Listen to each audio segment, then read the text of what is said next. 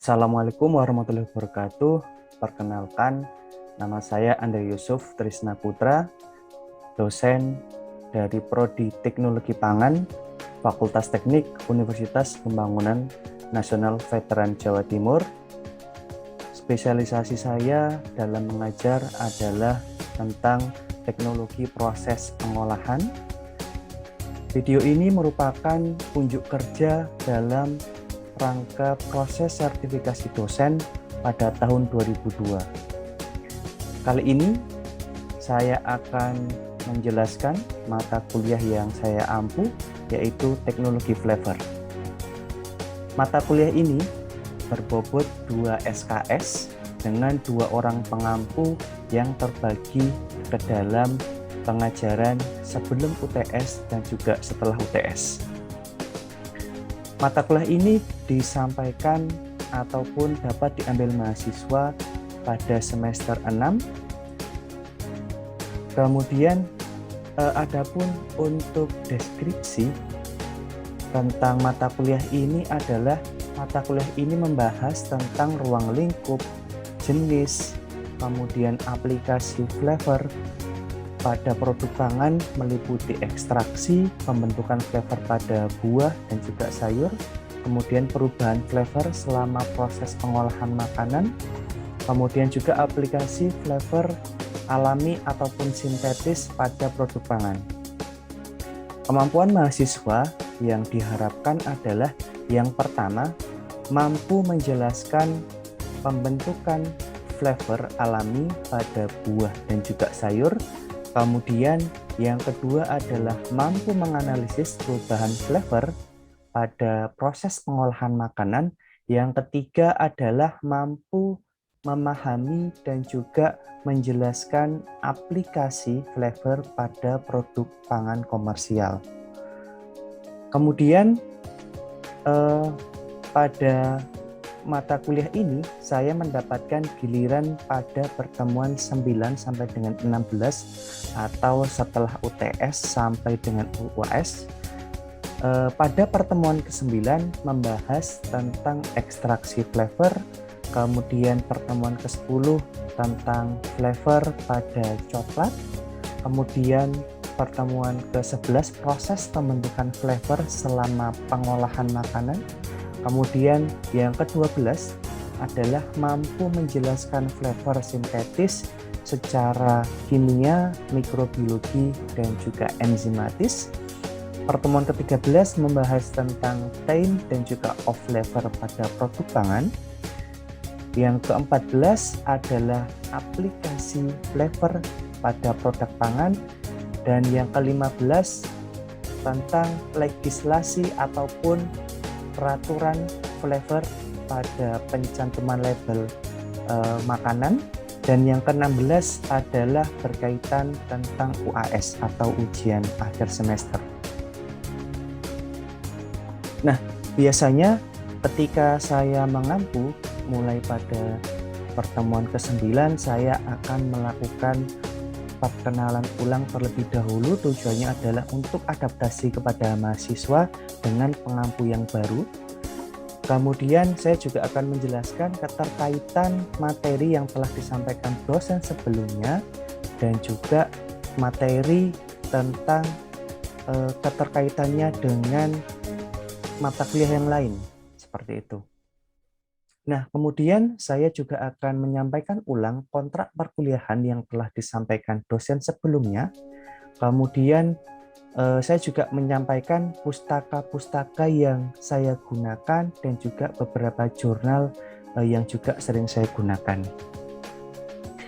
Kemudian adapun untuk penilaian terdiri dari kehadiran, kemudian tugas terstruktur, baik itu individu ataupun kelompok, kemudian juga ada kuis, kemudian ada juga ujian akhir semester. Nah, proses pembelajaran yang biasa dilakukan, media yang saya gunakan pada kondisi COVID seperti ini, saya biasanya menggunakan Zoom Meeting ataupun Google Meet. Kemudian dibantu untuk materinya saya upload di e-learning yang dimiliki oleh UPN Veteran Jawa Timur dan juga media WhatsApp untuk komunikasi dengan mahasiswa. Demikian yang dapat saya sampaikan pada pernyataan diri dosen dalam rangka proses pengajuan sertifikasi dosen pada tahun 2002 pada unsur pengajaran. Selanjutnya, setelah video ini akan saya sampaikan contoh perkuliahan ataupun contoh video perkuliahan secara online menggunakan Zoom Meeting. Terima kasih. Saya ucapkan wassalamualaikum warahmatullahi wabarakatuh.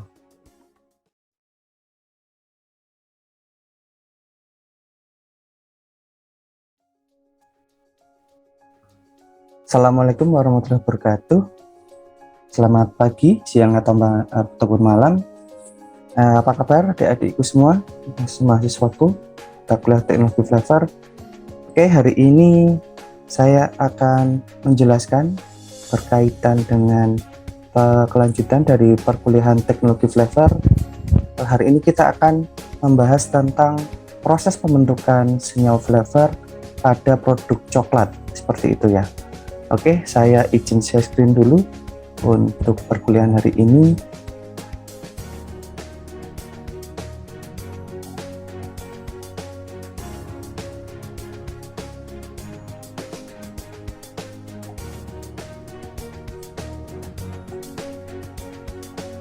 Oke, jadi tujuan pembelajaran untuk materi flavor coklat adalah mahasiswa mampu menjelaskan dan juga menganalisis pembentukan senyawa flavor coklat dengan benar. Nah, kemudian untuk outline perkuliahan yang akan kita bahas hari ini adalah yang pertama pendahuluan, kemudian proses pengolahan coklat, proses pembentukan senyawa flavor pada coklat, kemudian identifikasi senyawa flavor yang terbentuk selama proses pengolahan coklat, dan yang terakhir adalah proses pengujian sensoris pada coklat. Oke, kita langsung masuk ke materi ya, adik-adikku semua. Oke, yang pertama, sudahkah mendapatkan kado Valentine dari yang terkasih di bulan Februari kemarin? Oke, kalau sudah punya pasangan ataupun pacar, saya yakin kalian pasti mendapatkan ya. Kalau yang jomblo harap sabar. Oke, gitu. Jadi coklat memang diidentikan dengan sesuatu yang nyaman, kemudian nikmat, kemudian juga memberikan rasa yang tenang, sehingga coklat juga menjadi salah satu indikator kesayangan pasangan. Jadi pasangan yang suka ngasih coklat itu katanya bisa menjadikan langgeng, begitu. Oke, ini intermezzo saja. Oke, jadi kita langsung masuk ke materi. Jadi secara umum untuk pendahuluan adalah berkaitan dengan coklat, yaitu adalah sebutan dari hasil olahan ataupun makanan dan juga minuman dari biji kakao. Jadi sebenarnya yang kita minum, kita makan, yang dinamakan coklat itu berasal dari biji kakao. Bijinya seperti ini, putih. Kemudian agar menjadi coklat, dia harus mengalami beragam proses pengolahan, mulai dari penjemuran, fermentasi, kemudian hingga sampai proses tahapan selanjutnya, seperti itu. Nah, secara umum, kalau kita berbicara masalah produsen coklat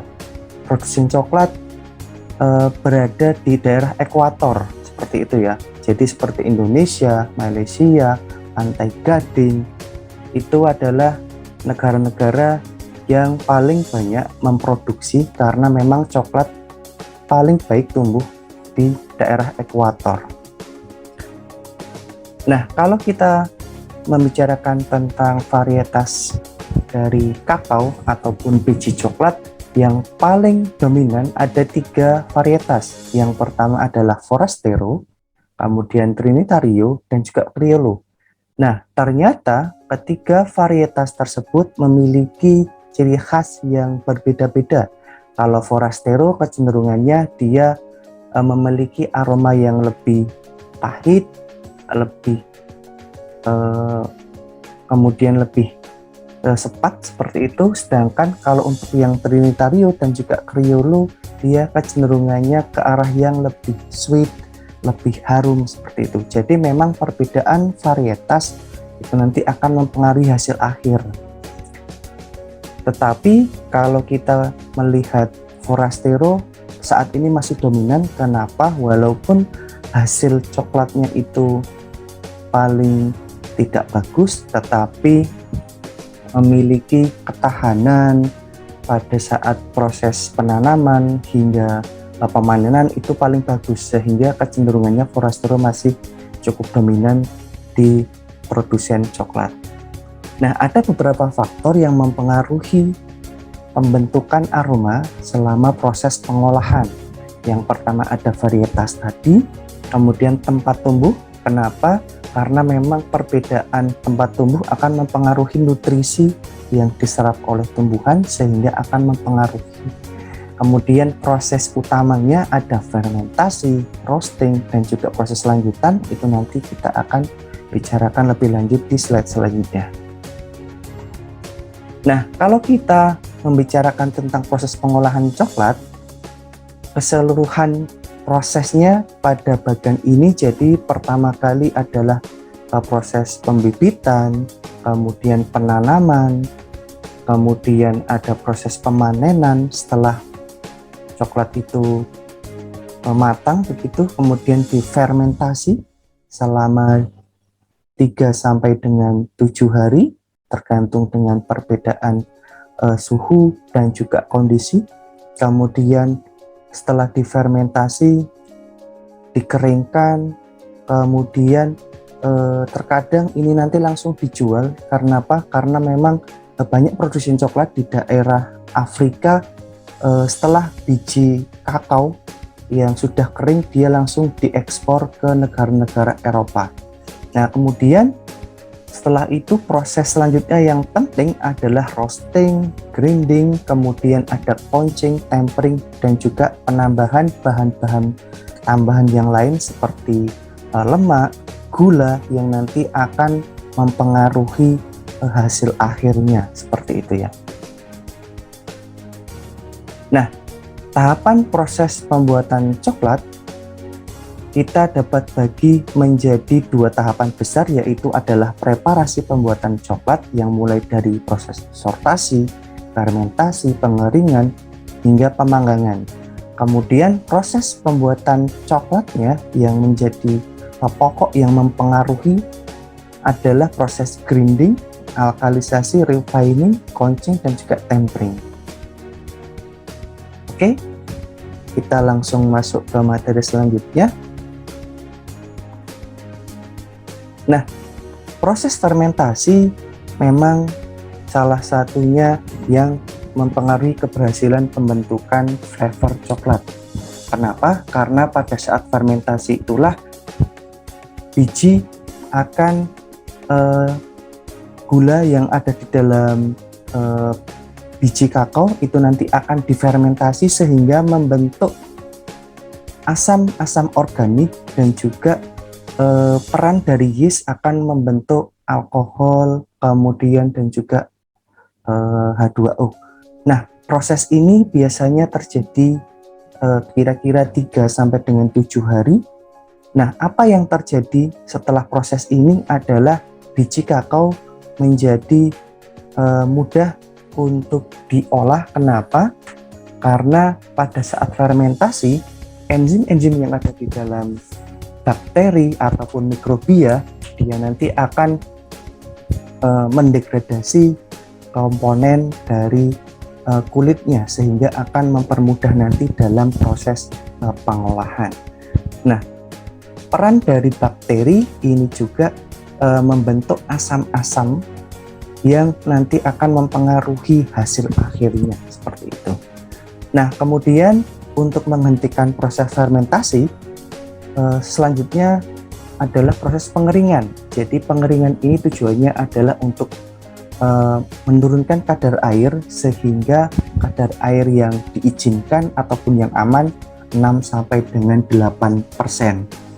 Nah, selain itu proses ini juga akan otomatis menghentikan fermentasi sehingga pada saat hasil akhir pengeringan ini nanti dapat didistribusikan ke negara-negara tujuan atau mungkin ke proses selanjutnya seperti itu.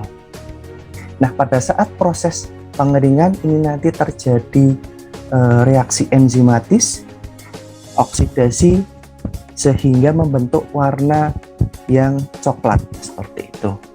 Nah, proses yang penting juga yang mempengaruhi hasil akhir flavor dari coklat adalah roasting. Jadi roasting ini pemanggangan pada suhu 120 sampai dengan 150 selama 15 sampai dengan 45 menit. Nah, tujuannya adalah membentuk flavor-flavor baru akibat dari proses pemanasan sehingga terbentuk senyawa pirazin, alkohol, ester, keton, ataupun yang lain. Nah, bagaimana senyawa-senyawa ini nanti terbentuk dan juga kadarnya bagaimana, itu nanti saya akan coba jelaskan dengan salah satu jurnal begitu ya.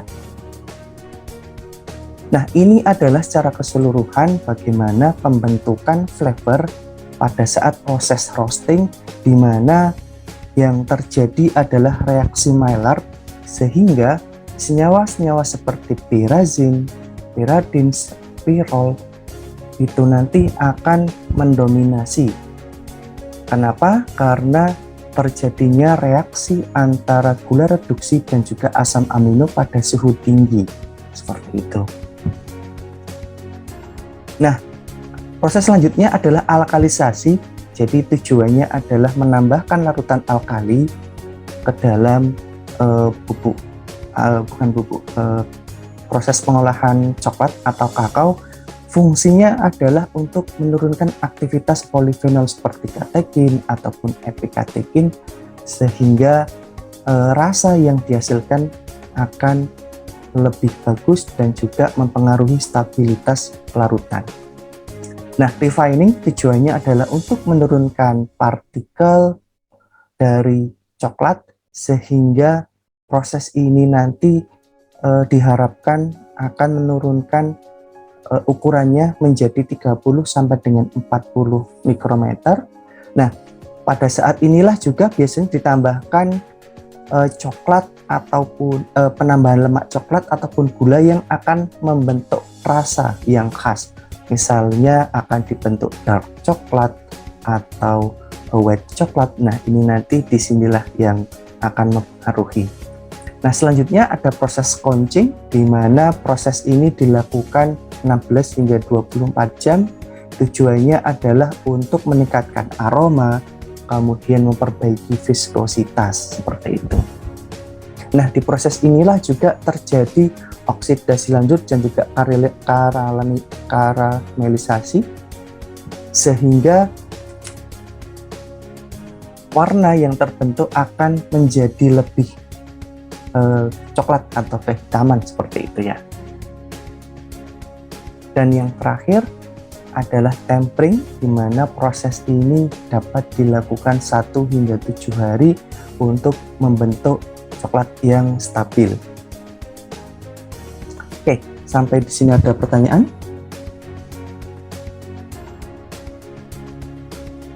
Atau kalian bisa mereview ataupun bisa mendengar dulu penjelasan saya di awal sehingga lebih paham ya. Nah, saya akan menjelaskan tentang identifikasi senyawa flavor yang terbentuk selama proses pengolahan ya. Nah, selama proses pengolahan akan terjadi proses pemanasan, pendinginan seperti itu. Nah, di sini saya mencoba untuk menjelaskan salah satu jurnal yang mengevaluasi senyawa-senyawa seperti asam, alkohol, aldehid, kemudian juga ada senyawa yang nanti selanjutnya adalah senyawa ester yang terbentuk selama proses pengolahan coklat.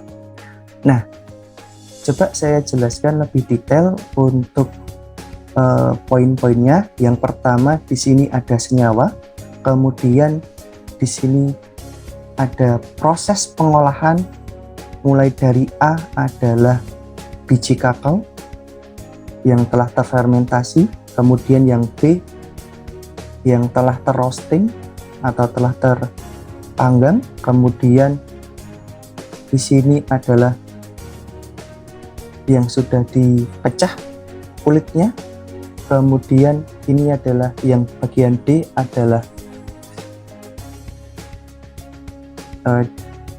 kakao yang telah digerus sehingga membentuk cairan atau pasta, kemudian refining, yang F couching, yang G molding, dan yang terakhir adalah packaging. Nah, kalau kita bisa lihat, senyawa asam dan juga alkohol kecenderungannya turun selama proses pengolahan. Kenapa? Karena memang pada proses mulai dari roasting hingga molding ataupun couching akan mengalami proses suhu tinggi, sehingga senyawa-senyawa asam dan juga alkohol akan cenderung turun akibat proses tersebut. Nah, berbeda dengan senyawa aldehid, beberapa senyawa aldehid akan mengalami peningkatan yang merupakan hasil akhir dari pemanasan, seperti itu ya. Nah, kemudian senyawa ester kecenderungannya turun. Kenapa? Karena memang setelah difermentasi, kemudian di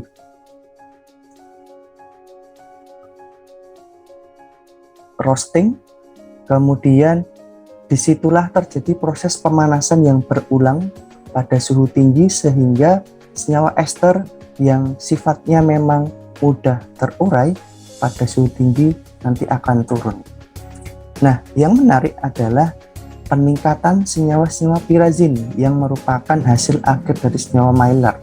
Nah, disinilah aroma coklat itu nanti terbentuk, dan senyawa-senyawa inilah yang cukup dan juga sangat mempengaruhi aroma ataupun profil senyawa coklat, seperti itu ya. Nah, jadi dapat kita ambil garis besar dari proses pengolahan coklat. Yang pertama adalah senyawa alkohol, asam, dan juga ester itu nanti turun.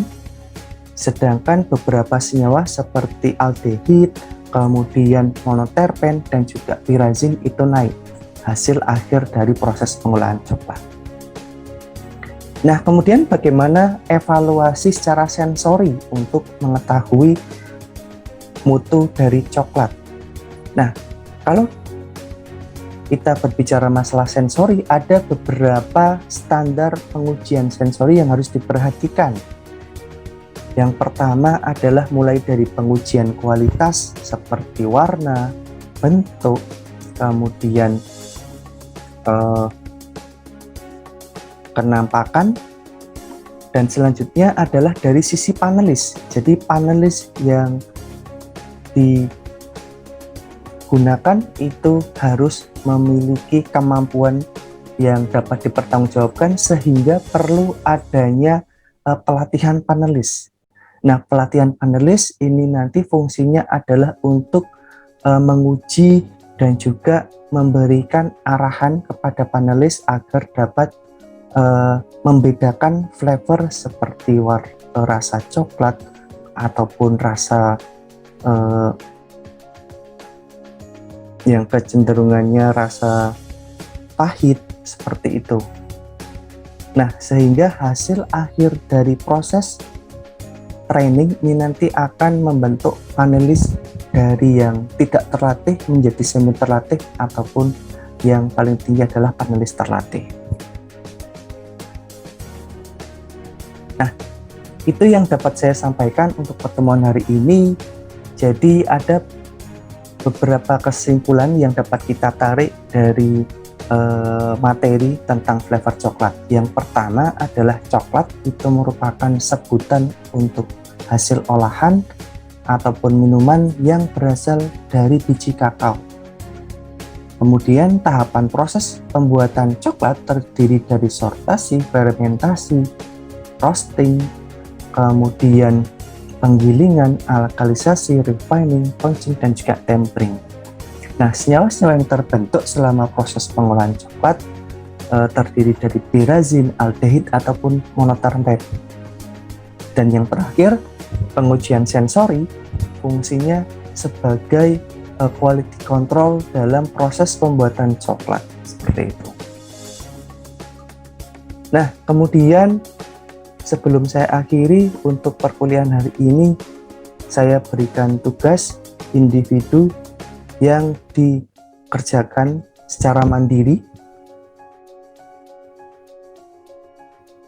Ada 4 soal yang harus kalian kerjakan, kemudian soal-soal tersebut merepresentasikan materi yang saya berikan hari ini. Kemudian tugas dikumpulkan melalui akun e-learning kampus maksimal tanggal 27 Mei pada pukul 9 pagi. Baik, terima kasih untuk pertemuan hari ini. Saya cukupkan, saya akhiri. Selamat siang, selamat pagi, ataupun selamat malam. Assalamualaikum warahmatullahi wabarakatuh.